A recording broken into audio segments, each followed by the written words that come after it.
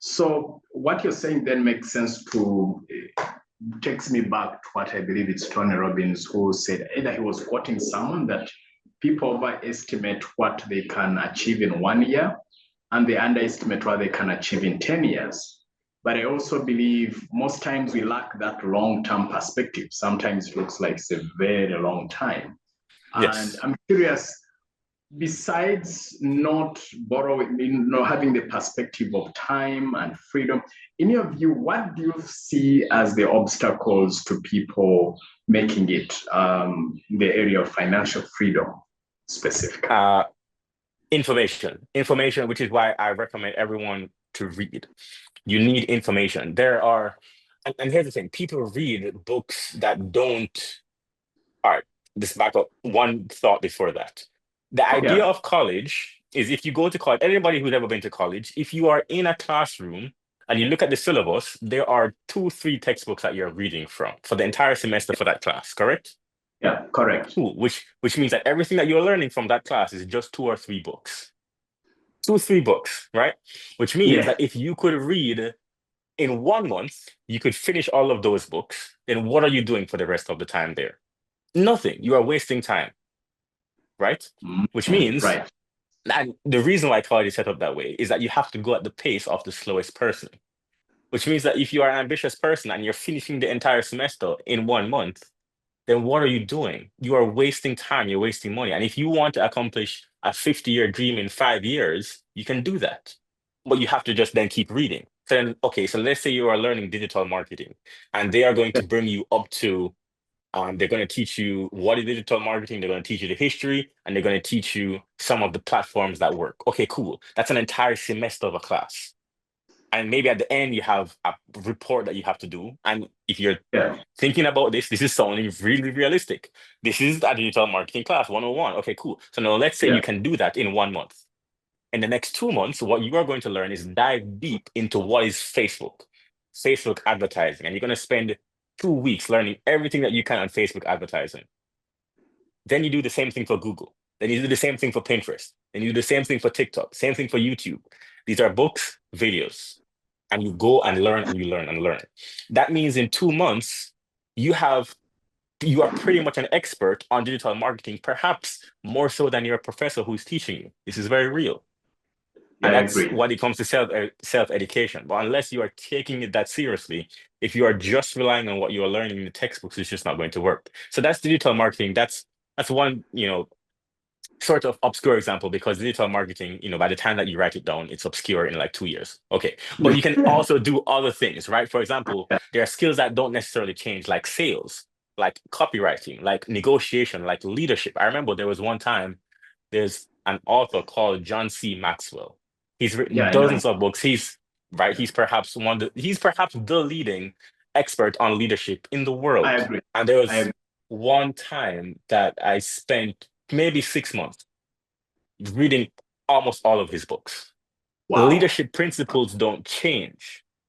They don't change, right? And so then if you've never read a book on leadership and you say that you want to be a CEO, how? Yeah. Are you waiting until your business starts to be a leader? That doesn't make sense, Yeah. right? And then you're only relying on what you learn in the classroom and you're gonna learn lessons or learn the hard way. Let me just say, learning the hard way is the most Yeah. expensive way to learn because mistakes are costly, right? Yeah. And I it agree. also costs you time. So then Mm. if you can just learn from someone who's done it, you can really take someone's 30-year history and learn it in 1 week. I will take that deal every time. And then if you read enough of them, right, you read a dozen books, there's only so many lessons that he can teach you. So then if you're going to start to see different patterns. For example, you have to care about people. You'll see that in every one of John C. Maxwell books. Learn people's names, right? Always think about what you are doing for the perspective of the other person. These are principles that will be in every book. And maybe it will be from a different perspective, so you get lessons in different ways, but just read the books, right? And so I think information, to answer your question, is what stops people. And then Yeah. obviously, once you learn these lessons, the second thing is execution, right? Okay, Mm. so one of the things that I disagree with today is when Yeah. people say pursue your passion. that will lead you to Okay. financial freedom. Financial freedom Okay. has nothing to do with your passions at all. Now, a fulfilling life, a fulfilling life, yes. But Yes. remember, that's what we said in the beginning. Financial Yeah. freedom will give you the time to do whatever you want to do, Mm, I like that. right? I like that. Right. That's what Yeah. financial freedom is supposed to give, that time to you. Then you can Mm, go and pursue your passion. No mm, problem, right? So I love talking to people, right? I love helping. I just this morning I was coming from another university here in Suriname. We were yeah. discussing how we would, do a couple of series of talks where I could impart some information to the young people that are there. And I love doing Yeah. that. And the blessing is that I don't have to charge them for that, right? Which is going I to be like that. really inspiring to the young people that are here. Now, that's a passion of mine. I can do that because I'm not relying on that income. So if you have a base income setup, which is, again, we talked about the levels, which is the third level. If you have a Yeah. base income of 10, 20, $50,000 a month, whatever that income is, even if it's $5,000 a month, that's where you start from. The problem is that most people start from zero because they have a job. But even if your base income can be taken up a couple of $1,000s, then you have something amazing. How do you set that up? That's where you get to level three. You must have assets. And there's so many different ways to set up assets. But we can talk about that if you want me to. However, Of course. Yeah. you must have assets to set up that base income. And so, yeah, don't follow your passion. That's not how you set up financial freedom. You need Wow. systems that pay you in your sleep that give you time. You're really sure. I'm like, I wish I had met you when I was younger. Of course, you are younger than me. So, and I find it fascinating. I keep bumping into these younger people. I'm like, wow, they are onto something. So, two things come to mind. The part of, I wish I had met you younger. So, for me, I was like, okay, my passion is talking to people and speaking to people, and I was just pushing myself into that. And I'm not regretting that part. Now, listening to you, the part which I'm almost regretting is that I did not have the awareness to say, look, fine, this is your passion, but you also need a wealth creation model to support this. So now I'm like, okay, this passion, but they can only pay so much in speaking and all that.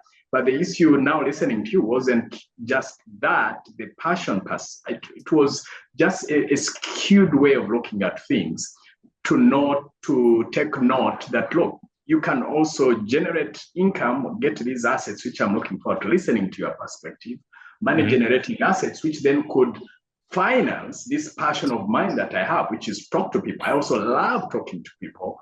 But then sometimes I'm like, okay, I can't go there to speak because now I have this gig here, or I have to make money here. And so I really love that. But then so that's my own realization. So thanks for sharing that. But then the question I have is, I liked how you said, you get information, then you move to execution. And my personal experience has been that I meet so many people, they have a lot of information. It's like they are short of information. And even me, I feel like I have a lot of information and I'm very short on execution. So how do you, in your experience, what's the best way to bridge the gap, to shorten the gap between information and execution or implementation? Because again, money can't be made with just information. It's made out of the information you have that you've executed.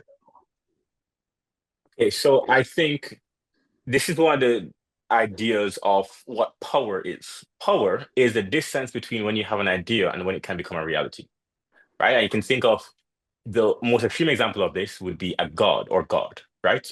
Is that he thinks and it's done, right? Okay, cool. Yeah. So then if you think of yourself as powerful, the most powerful people, they can think of an idea and it's executed within an hour.